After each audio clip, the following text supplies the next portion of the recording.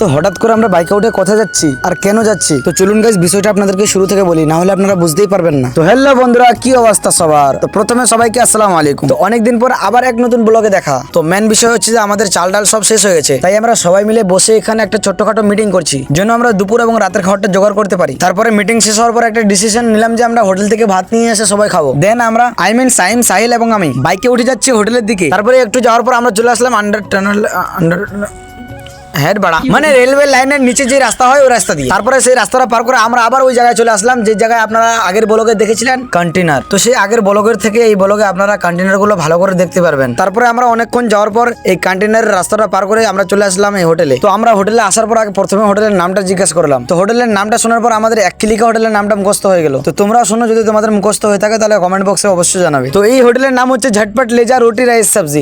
বড়া এরকম কেউ নাম রাখে নাকি? এরকম নাম যদি বাঘে শুনে তাহলে বাঘ ঘাস খেতে শুরু করে দিবে। আমরা 4 প্লেট ভাত রুটি অর্ডার করে দিলাম। যখন আমাদেরকে হোটেলওয়ালা পয়সা ব্যাগ দেয় তখন 10 টাকা বেশি চলে আসছিল। তারপর আমি পয়সাটা ব্যাগ দিয়ে ভাতগুলো নিজেই প্যাক করে নিজে নিয়ে চলে আসলাম। তাহলে তোমরাই বলো এটাকে কি বলে, যাকে আমরা বাংলা ভাষায় বলি চুদলিং পং।